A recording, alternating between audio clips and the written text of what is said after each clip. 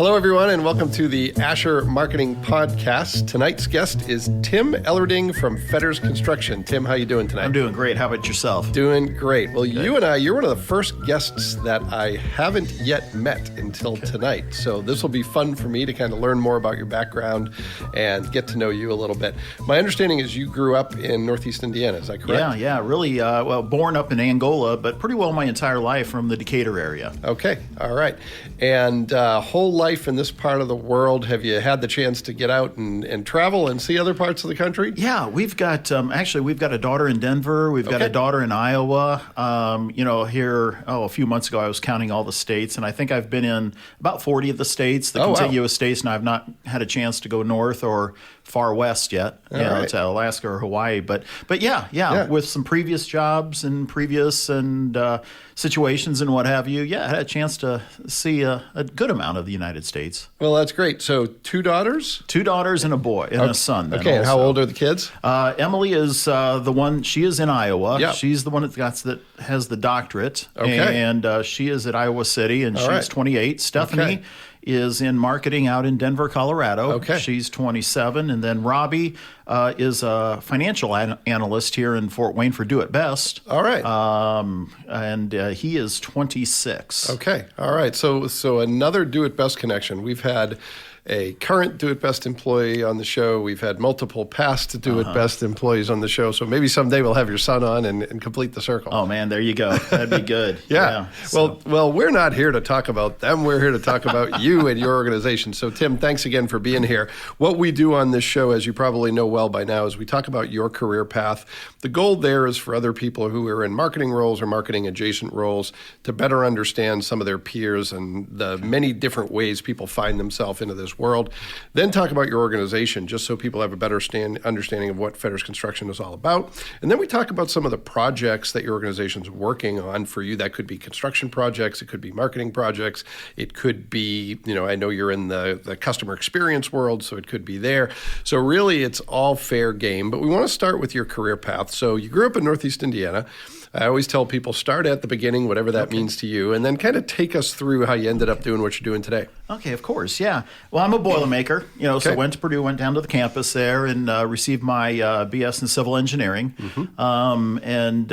Actually, my first gig out of Purdue was I was city engineer in the city of Auburn. Okay. Which has been really sort of neat because I now currently am working in Auburn. Okay. What was initially attractive to you about civil engineering? Why'd you pick that as a place to start? Well, I knew engineering was going to be something I was going to go into. Yeah. And I've always had a passion for construction. Growing up on a farm, we always, you fixed everything. Sure. And so we were very much of a hands-on and what have you. And my dad always was very handy in those type of things. And so I think I took off on a little bit of that. But I started looking at all the options, that are available, and Purdue has, as well as many other schools, has quite a few different options available. And civil just kept hitting me as that really looks like, and you really don't have to make a decision your sophomore year sometime. Sure. And so the civil with the construction major is actually the direction I went. So I'm not a structural engineer. I've got a construction management engineering degree from Purdue. Okay. All right. So you start off with a civil engineering job in Auburn, and then tell us a little bit about that and where you go from there. Well, it was really interesting because I started out as the assistant civil engineer or city engineer there in Auburn, and the mayor called me into his office about day 2. It might have been day 3 when I was there. And said, Tim, the city engineer has quit. But don't worry, we're going to be okay. We're going to be fine. We'll get somebody in here for you. Well, 4 years later, I continued to plug and chug away, which is actually, it was baptism by submersion is what it was. Yeah. I mean, because you've got all these book things you learn, and what have you. And then all of a sudden you're thrown into application and you're the big dog. I mean, and I was not the big dog. I mean, I was the drooling puppy, at the time. Yeah. And it was so cool. It was a great experience, lots of fun. But it was definitely very exciting. Yeah, very exciting. Not something people get to do right out of school very often. No. I mean, you got a really cool corner office, and you got to. I mean, it was really, but it really started me out on a path of public service and what have you. And there's been a lot of that in my career, and we can touch on that in a little bit. Sure. But yeah, it was just a wonderful wonderful experience, and it was really sort of neat. I stopped by when I first started at Fetters here about 4 years ago. I stopped by the former mayor's house. And he was out in the yard, and his name was Bert Dickman, and wonderful guy. And I said, Bert, if you remember me, and of course, and we talked a little bit and what have you. And I said, this is really neat. You started me in Auburn, in my career, and it looks like I'm going to finish my career in Auburn. And it was just really a neat how that whole circle came around. Still living down in Decatur, Indiana. Sure. And so. But yeah, it's been that was a lot of fun. So after that, then I as a city engineer, you get called on by a lot of engineering firms wanting to do all your engineering design for you and everything, and became real good friends with a gentleman out of Indianapolis who worked for a consulting firm by the name of Gove Associates. Okay. And we knew there was going to be a mayoral change because Bert was not going to run anymore. Yep. And the mayor that ultimately won was very nice. He pulled me aside and said, Tim, I like you and everything, but you're not going to have a job after I take the office. Not unusual in the world of politics. That. I mean, that you go into that knowing that. Sure. And so that's when I joined a firm by the name of Gove Associates, which is a municipal consulting firm. So it wasn't in the construction side. I was actually working for municipalities quite a bit. So, sewer, water, street, road, industrial park design, those type of things. Sure. I was with Gove Associates for about 16 years. Okay. All right. So that puts you about 20 years into your career at that point. So where do you go from there? What happens next? It was really interesting. I was sitting around the table with some pastors who are professors out at Concordia Theological Seminary. Yep. And as good Lutherans, we were having some Lutheran lemonade, of course. I don't know if I'm allowed to say it's beer, but if it's not, go ahead and edit that out. But and they were talking about this project, this library project. Okay. And they were bemoaning how this architect out of Chicago wasn't paying attention to them. He was designing crystal palaces when they don't need that out there on the campus. And there's a whole history of the architectural style of the theological seminary's campus. Yeah, and it's really a hidden gem out there. It's an amazing... I'm going to digress for a second. I played volleyball at the gym with a mutual friend of ours. Jill Brown was on the team.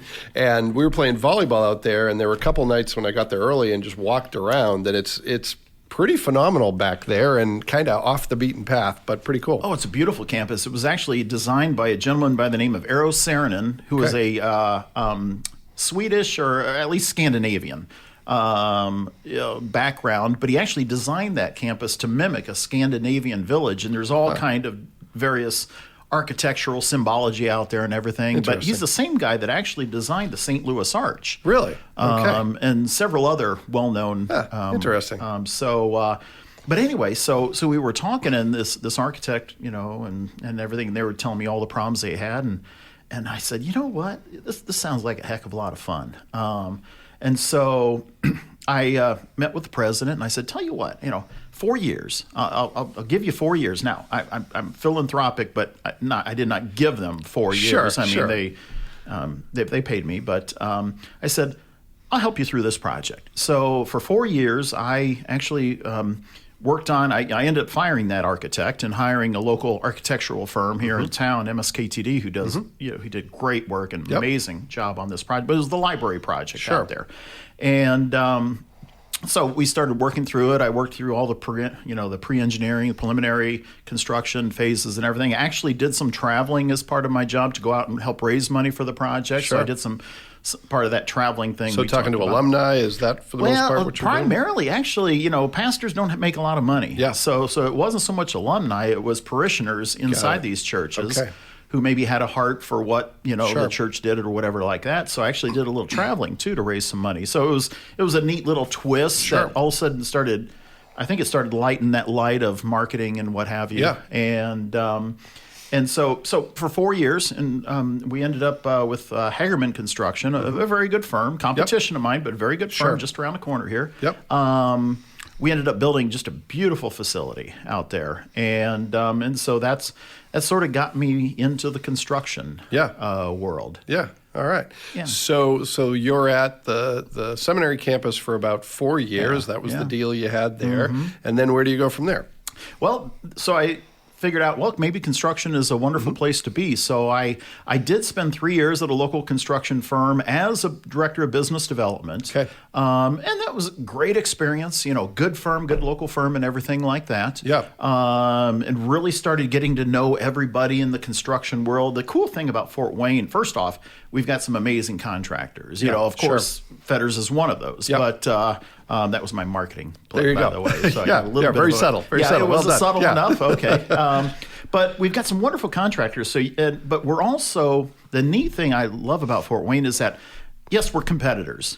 We compete with Hagerman, but we also do a lot of work for them, and they work for us. Yeah, well, the way, being from a different part of the world, I moved here, spent about half my life in Massachusetts and about half here, and came from a very large city. And Fort Wayne, while it's still a big city, there's one of the things I like about it is there's accountability. If you better be careful which bridges you burn, because you might need to cross back over it at some point. So, even some of our competitors in the marketing world, a lot of them are more friendly than competitors because you never know when you're going to need them, or you never know when you're going to work with them or for them, or have one of their people work for you. So, yeah, exactly. Yeah. And so, I started getting to know a lot of the other people and firms and everything like that, and wonderful experience. But then all of a sudden, it was a neat little twist. Is that the economic development director position in Wells County opened up? Okay. Which is adjacent, just directly west of Adams County there. Yep. And I've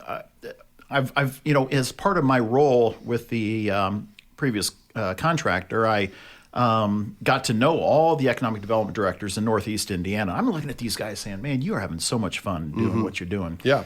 And so the Wells County position opened up. Susie and I, my wife and I, talked a little bit about it, and said, what the heck, let's go after it. Yeah. So Yeah. for 3 years, I was the Wells County Economic Development Director. So in that role, I spent a really, really short amount of time working for electric utility, and there was an economic development facet to the work. So it's trying to attract primarily businesses to come to the county, to invest there, to retain existing businesses, maybe grow their businesses. Is that a fair statement of what an economic development director does? Yeah.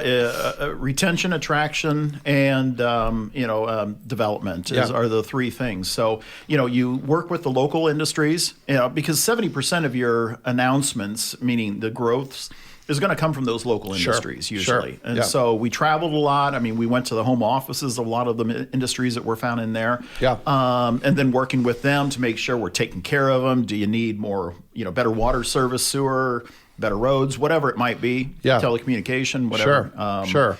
And so spent a lot of time inside those industries, inside those businesses, and working with them. But then you also do, the attraction side of things. So you're working with site selectors. You're working with the state of Indiana, working with the regional partnership when they're bringing in leads and what have you. And so you do everything possible to try to get them to look at your community.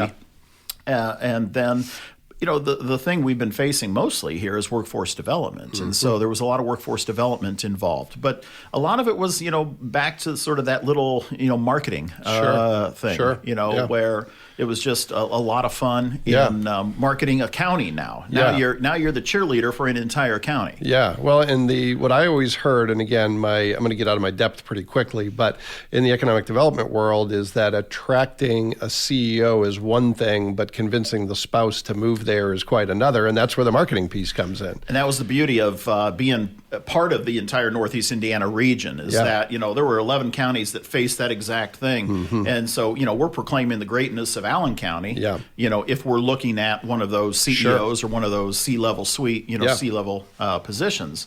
And so, so proclaiming the greatness of everything that's available in Allen County, but also the wonderful things that are available in a small community. Was part of that effort. Yeah. So you do that for how long, Tim? 3 years. Okay, so 3 years, and then what's next? Okay, 2 more steps, and then one more step till we get to Fetters. Sure. For 1 year, I was courted by a national steel supply firm. Okay. To basically be what's called a corporate account manager. Okay. Which is my job was to go out and find corporations and get them to write in their specifications for new projects to use this certain, manufacturer's products and everything. So in that role, I covered basically the entire East Coast, West Virginia up to Maine. Okay. And wonderful Massachusetts even. Beautiful So a lot state. of travel with that. So a lot of travel with yeah. that. And there's, we can talk a little bit about whether that was good or bad or whatever. It was a wonderful opportunity financially. I never could figure it out, though. And I think that's, maybe one of the questions you might ask later on. But, I never knew how to sell what I was supposed to be selling. Yeah. And for a year, it was a great experience and good company. And I'm good friends with many of the people there. But just ultimately figured out that wasn't the right move for me. Plus, I still am very interested. I'm very active in my home community with a lot of different organizations and a lot of different boards and what have you. And so, and that was making it difficult to do. So, we that I stopped doing that. And then, before I stopped doing it, I met with Steve Fetters, who's the founder of the company, and we were having lunch. And I've known Steve for years, part of that, that community of contractors. And, him and I had lunch, and I said, if you ever hear of anybody that's looking, type statement like you always do when you're networking and everything like that. And, the next day he calls me and offers me a position, and it's been a wonderful relationship for 5 years now. Yeah. With Fetters, and I'm just loving it. Yeah, so there's a through line in your career of building stuff. One way or the other, it's, building a community or, helping people get building materials or working on the project on behind the scenes. It sounds like that's the one through line. There is that continuity there. Yeah. It's hopped around a little bit, and but it's been a lot of fun. Yes. It's been a great job. So let's talk about this organization called Fetters Construction.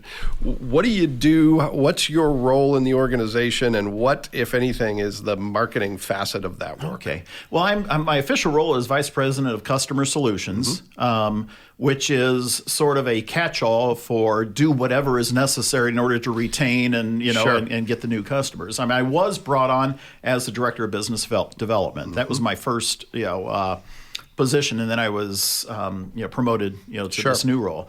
But it's really the same thing. With a construction company, there's various ways in order to get new work, and that's ultimately what my job is, to get us new work. One is to create a relationship with, say, the architects. Yep. And so I'm out there meeting with, becoming friends with all the various architectural firms. And Fort Wayne is blessed to have some of the best architects in the Midwest, quite honestly. Sure. I mean, we've got some great firms. So how much, I'm not asking you to put an exact percentage on it, but how much of the business that comes your way is a referral through, for example, an architectural firm, and how much is direct to you? I would say, architecture, if you could lump maybe architectural firms, subs, and suppliers in that category too, because you're developing those relationships as well. Probably a third of what we, the third of the quote unquote leads that we get, come from those type of firms. Yeah. Because sometimes, it depends on the sub or supplier. They may have heard of something, and there's a lot of that reciprocity. I mean, we do a lot of the same things. Where I can't tell you how many architects that I've brought on board on projects that I've found, but we needed that architect. So there's that back and forth. Probably a third, I'd say, and then the other 2/3 is literally going out there and knocking on doors and shaking hands and kissing babies and doing everything necessary. So I mean, literally, there are times where I will go out and do cold calling. I mean, if I've got a project. If I got a project in Kendallville, I'll use as an example. We were doing a school project in Kendallville. I mean, I literally went to every business that's within a mile radius of that place, knocked on their doors, gave them a business card, gave them a couple bookmarks like this, and said, first off, we're going to be working here. If you have any problems, call me. I'll take care of it. By the way, if you need a builder, give me a call. And I've picked up, I can't tell you how much work we've picked up just doing that, whether it's a small little project, like maybe some concrete work or some masonry work, or an addition onto a building.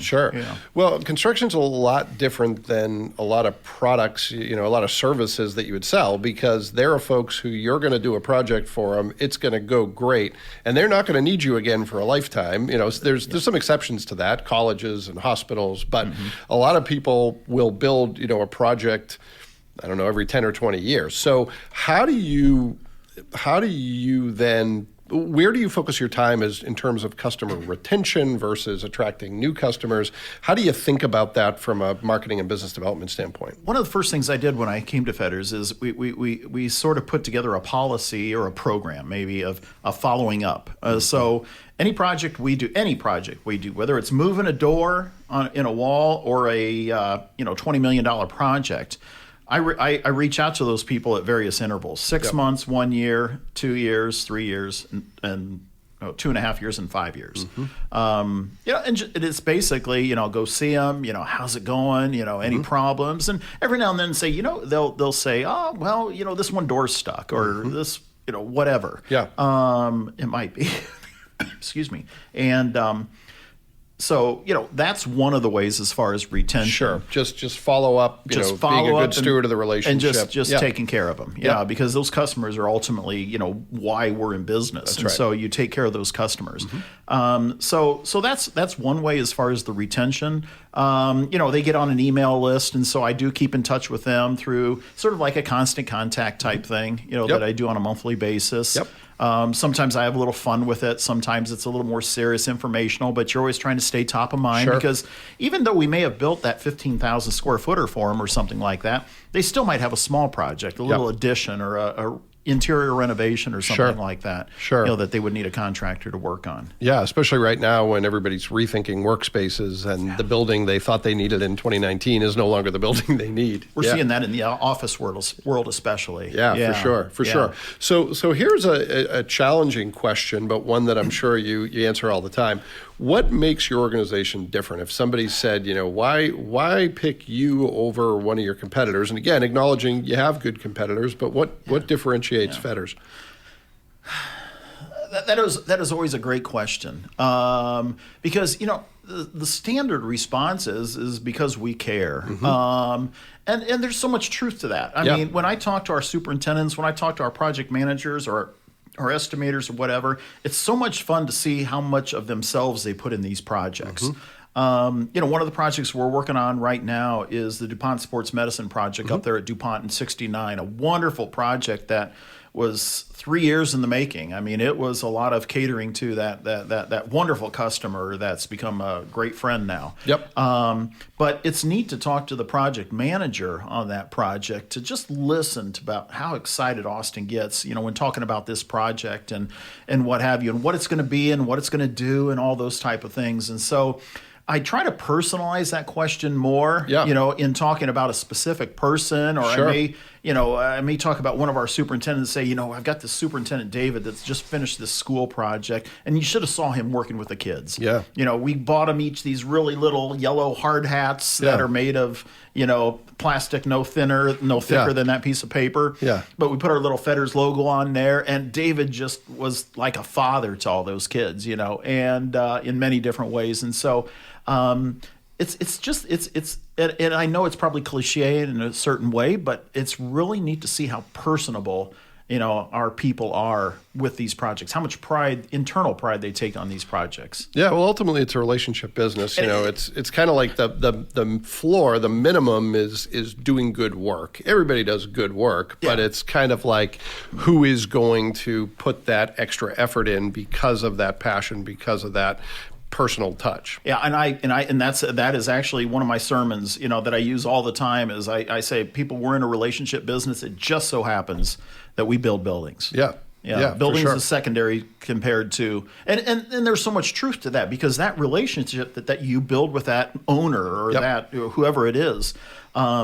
ultimately transpires to more work. Yeah, for sure. And so yes, we do want to be in business to build more buildings and get more work and grow and profitability and all those beautiful things that you do when you're in a business. But ultimately, it's because we're we know and we've taken care of somebody, and it's cool to even watch some of our customers, watch their families grow, part of that relationship building. Yeah. So let's talk a little bit about the team you work with. Okay. So in order to get your job done, you obviously have the people in the field, the people who are actually, making these buildings come to life. But to get your work done, who's part of that team and how do you interface with them? So Anthony calls me and says, Tim, I want to build a building. Yep. I say, okay, let's talk a little bit about that building. My role is, after I've done this amazing job of selling you, so you call me, or I just got lucky, and I still claim I did an amazing job. Yeah, sure. There's still that commission thing. So, no. But I'm going to step through some of the early stages with you. What are you looking at? What size? What is ultimately your desire? Do you have a budget? Any of those type of things. Then we're going to hand it off to one of our estimators, assuming a couple things where the architect has come in on here. If you already have the drawings available, then we'll simply start, doing some estimating on those drawings, some takeoffs and things like that, saying, this looks like it's going to be such and such a budget. If we don't have any design, if it's so early in the process, which is really the best time to have a contractor involved, is even before or at the same time you bring on that architect, we'll actually get with that architect and we're going to start stepping through that process and start doing estimating and constructability reviews. I'm working on a really cool project down in Bluffton for a church and working with a local architectural firm here, great group of people.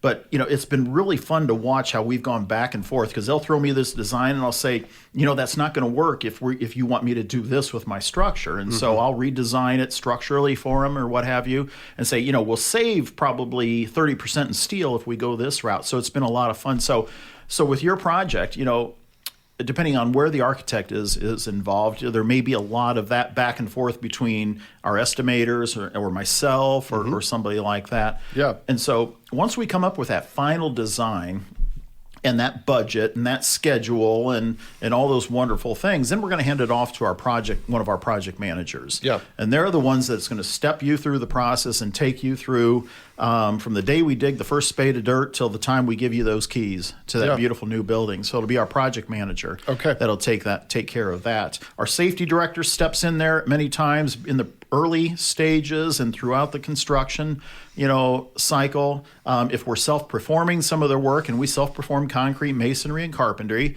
one of those people are going to get involved, whether it's an estimator or project manager from those sides. Yep. But primarily it goes from me to estimating to project management. All right. So as far as the marketing side of your work, another facet of what you do, you mentioned cold calls, you mentioned referral business, you mentioned repeat business. How else do you strive to get the word out about Fetters and to differentiate yourself from your competitors? It's been a learning process for me, especially with the whole media thing. So if you know a good advertising firm that could help me with that, maybe have them give me a call sometime. Yeah. Or was that wrong to say that? Sorry, Susie, I shouldn't have said that. Yeah. But anyway, no, I should have said, sorry, Jill, So we have the good fortune of working with Fetters and helping with some of that. We're having so much fun working with you guys. It's been just what a great relationship. But media, social media. Just about a year ago, I was given that responsibility, and so basically what I'm doing is on a weekly basis posting some pictures, putting a few little sentences, trying to use catchphrases and things like that. Yep. And it's really been amazing to see just how much that has impacted our hit rate on Facebook and LinkedIn. And so it's those type of things. It's I've used Constant Contact. I use that on a pretty regular basis and try to continually grow that audience. Sure. I guess you might say. It's also just I'm part of several different associations, whether it's Chamber of Commerce's, whether it's whatever, school board association, and a lot of it's cold calling, but it's also setting up appointments with mayors and superintendents because some of the best resources out there are the mayors and the superintendents. We do a lot of school work, so obviously the superintendents of schools are very important to us. But mayors, have a thumb on their community. So mayors and county commissioners are wonderful resources, and economic development directors. I've spent a lot of time with those guys too. Yeah, they know what's coming and where it's going to go and have that vision that is sometimes hard to come by. Yeah, well, let's talk about some of the projects you're working on. You've referenced a few, and again, don't share anything that's going to get you in trouble. But as far as projects that Fetters is working on, what are some of the things that you're most proud of? Some of the things that maybe you're excited about, maybe they're keeping you up at night, maybe a combination of those things. I mentioned this DuPont Sports Medicine project. That is just that is a flag for Fetters Construction. I mean, because it is right out there on the highway and interstate, very visible and everything like that. And that was actually a project that it took us about 2.5 years to ultimately get the customer to sign on the bottom line. I mean, it was a lot of catering things, but it was neat to see how our office really rallied around that entire process. I mean, it wasn't just me; it was several different people, that was working through. But it's going to be one of the most beautiful buildings and functional buildings. It's going to have OPS in there. It's going to have several of the Lutheran, health network offices in there. So it's going to have, there's going to be 4 basketball courts inside there. Okay. There's going to be multiple offices. There's going to be just all kind of things going on. So it's going to be a really fun project. So it's been a lot of fun from the day we first heard about it to today. Yep. When we're out there putting on the exterior skin. So when is that due to be complete? We will be completed with that project. I know. Let's see. I think it's going to be June 1st. Okay. I think is when we're looking at having the ribbon cutting on that project. All right. Well, great. Well, so it's coming along pretty. Coming into the home stretch. Yeah. We just finished a project over at Huntington University. Okay. Wonderful partners of ours, long-term partners of Fetters Construction. It's called The Hub. It's the Union Building in Huntington. And it was a renovation project, so it wasn't a new construction. All right. But it was really neat because this is a building that over the years has gotten piecemealed off, and now you walk into it and there's all this wonderful glass and this huge fireplace and just all this really cool architectural elements and everything like that. There's a lake on the north side of the building that now immediately when you walk in, there's wonderful vista of Snow Tip Lake, it's called there. All right. That was a cool project just because of the students that were involved and the administration over there at Huntington University. I mean, they've got a wonderful thing going on over there at HU. And that's just been a lot of fun for us. Yeah. Not only because they've been long-term customers, but we had to work for that project. I mean, it wasn't a project that we were just handed to. I mean, we had to show our worth to them. That was a lot of fun. Then, I mentioned we did a lot of school work. We just finished a project over in Roanoke Elementary. Beautiful, beautiful school that pays this architectural tribute to the old school. So if you see pictures of the old school and then you see the new one, there's just really a lot of similarities on the architectural style, but it's a 21st century building. Yeah, it's great. It's not this, old style.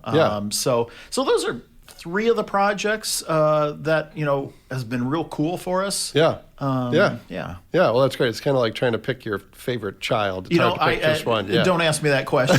So I would just say yes, and we would move on. Yeah. So or I'd say, tell me yours first. Well, I only have one, so that's easy for me. That's not a fair statement. So let's move on to what I call the speed round of the show, where we kind of synthesize the 3 things we just talked about down to some pithy kind of short answers. So from a career path standpoint, while there is a through line in your career path, you've done a lot of different things. You've learned some things. You've probably had the opportunity to share some of that wisdom with your kids and with others. What's your best piece of advice when it comes to building a successful career, a fulfilling career? What's the one thing you've learned that you'd most be interested in passing on to the people? I know you've probably heard it time and time again, but love what you do.